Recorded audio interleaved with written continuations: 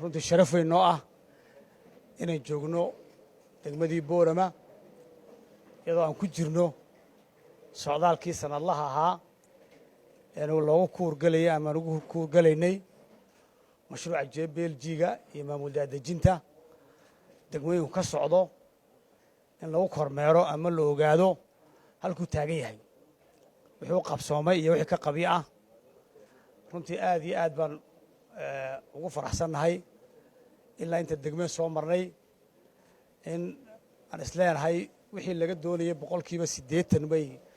gaadheen dadku degmooyinku si doonaa u kala horeeyaan dawladda hoose Boorama runtii aad baan waynu ka dhageysanay isbeddelku uu ka muuqdaa ay ku qaateen tababarkii JBLG-ga iyo in maamul daadejintii labadii qaybood ee u horeeyay ee lagu soo daadejiyay oo ah caafimaadkii waxbarashadii inay tallaabo fiican la qaadeen mashruucan asalkiisu wuxuu ahaa saa la sheegay waa kow awood waxa uu intii sano ee hore uu soconayay 10 sano hore iyo sanadkan imika qaybtan ku jirno wajigii saddexaad waxa awoodda u badnay 8 sano hore ahayd oo la dhisay awoodda dawladda hoose waxa loo dhisayna qaabka ay ugu adeegi lahaayeen dadka ay doortay iyo sida adeeg hufan u gaarsiin lahaayeen mujtamacooga waxay laga dhisay xag xisaabeed iyo xag maartay maskaxeed iyo xag maamul dhan walba waa laga dhisay degmada Boorama waxay degmooyinkii ugu nasiibka ugu hor helay labadii degmo oo horeeyay lagu bilaabay bay ka mid ahayd iyadoo Berbera maamul daadejintu waxay markii 8 sano u socday mashruucu wajigii labaad 5 sano dambe wajigii labaad markii 3 sano la marayo yaa maamul daadejintan la bilaabay hadaba in la tijaabiyo mar haddii awoodii dawladda hoose la dhisay in la yiraahdo bal adeegii xagga sare yaalay wasaaradda dawladda dhaxaysay in loo dhaadhiciyo dawladii hoose si dhibaato badan oo taale looga maarmo waxa ka mid ah dhibaatooyinka laga maarmay ama ka dhex baxay meesha markay shaqaale hoosaadka caafimaadka iyo waxbarashadu ay ku xidhnaayeen dawladda dhexe waxa laga yaabaa in tani halka ku qoran imika in dawladda beerka dawladda dhexe ugu jirjeen kala badh iyo wax ka yar laakiin markii loo soo dhaadhiciyay dawladda hoose waxa la gaarsiiyay in cid kasta oo iskuul ilaalinaysay ama nadaafad ka shaqeynaysay ama caafimaadka ka shaqeynaysay shaqaale hoosaadkii in dhammaantood la wada geliyo la wada shaqaaleysiiyo waxyaabaha faa'iido keena ka mid tahay oo maanta iskuul waashmaan jooga iyo caafimaad ilaalinaya iyo nadiifisa midna uu maanta in degmooyinka inta badan aanu bilaabo shahar ay lahayn taas faa'iido ay keentay noqoto marka la isku soo daray dhaqaalihii dawladda dhexe dawladda hoose ku dartay hay'adii naga caawinaya oo wali ina tababarayo oo leh sidaan awoodda hawsha aynu mustaqbalka ula wareegi lahayna tababaraya ilaa aqoontu ma dhaqaalihiina la garab socda oo idinka ka arkayay in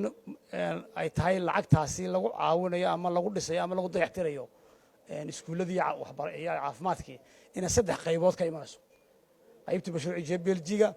iyo qaybtii dawladda dhexe oo soo dhaadhicisay oo ilaa awalbayda waxay bixinayso bay soo dhaadhicisay dawladda dhexe iyo dawladda hoose wax ku daraysa saddex imika la sugeeyay waxa noqotay in adeegyadii hoose laga kaaftoomo oo mar walba aan dawladda dhexe aan la sugin waxa kale oo faa'iido badan keentay in dugsi markay dhibaato ku dhacda dabaysha jeegatay qaado de waxay ahaanaysaa iskuulka Ceerigaabo ama iskuulka loo yacado in dawladda dhexe laga sugo laakiin maanta waxay ay adeegan faa'iido keenay maamul daadejintu in degmadii marka ay kolkaaba ay gaadho oo iyadoo ay maartay dhibaatadii dhacday wax ka qabato dabayshii waxay dhibaatay geystay markaaba ay bedesho waana mas'uuliyad runtii loo baahan yahay in halkaas laga sii adkeeyo oo dawladda hoose waxa lagu tababaray cilmiga in iska rab dhigaan maahina waa in sidooda looga shaqeeyo waxaan qabaa 2 su'aalood halkani waxa laga weydiiyay dawladda hoose in iska yar garab martay oo waxa muuqanaysa waxa qof markuu warkiisu cad yahay ama arinta sideeda loogu dhaqmay jawaabtu si yar cad baa u baxdaa imika si yar oo yar la waanu malaynayaa iyo waanu futuudayaa ayay noqotay gudoomiye Saleemaanow kaama shaqaynayso procurement dowladda lacagta bixinaysa waa lacagtii hantida dadkan lahaayeen kaama shaqaynayso cid aad iska yarsiiso kaama shaqaynayso waa in sidaa bannaanka loo dhigay ee mashaariic kale loo bixinayo wixii hantida dowladda hoosena waa inay martaa mashruuca procurement waa inay martaa wax badan baa kaa qaldan waxaan qabaa faraskii caddaad fuushay maalintii wax lagu wareejinayo halkaa waxaan raacaya wasiirkee aad buu gaabinaya faraskaagii wuu soo gaabinayaa sidaa uu wasiirka xubinku sheegana xisaabtan cad baa soo socda xisaabtan cad ayaa sanadka cusub soo socda haddii layna yidhi yaan la bedelin oo dowladdii dhexayna yar xidhay maayaradayo ay yidhaahdeen waa iska joogaan raggu maaha macnaheedu inay xisaabtana layla xisaabtamayn maayarada dhammaantood waa la xisaabtamaya hadduu joogo ceerigaabo iyo hadduu booramo joogo waa lala xisaabtamaya waxaa lagula xisaabtamayaa waxaanu hayaa waa hanti ummadeed hanti isagu iska leeyahay maaha hanti saaxiibadii keeneen maaha waa hanti ummadeed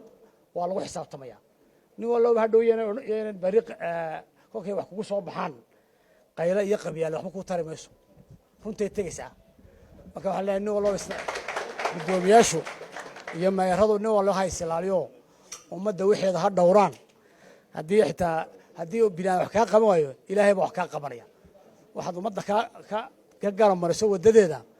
guddoomiyayaal iyo nin kastoo mas-uula qaranka somaliland ummaddaa wixeeda ummaddaa baahan ee dayacan ee adduunyadu ictiraafsanayn nin kastoo wixeeda meel gaara ku laaba haddii binaan wax kaa qaban waayo ilaahay baa arkaya ilaahay wax ka weyna ma jiro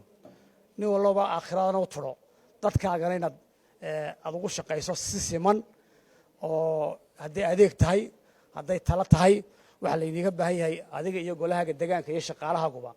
inay si siman loo shaqeeyo waxaa layna baraye 15 kan lagu akhriyaya waxa waa equity waa sinaan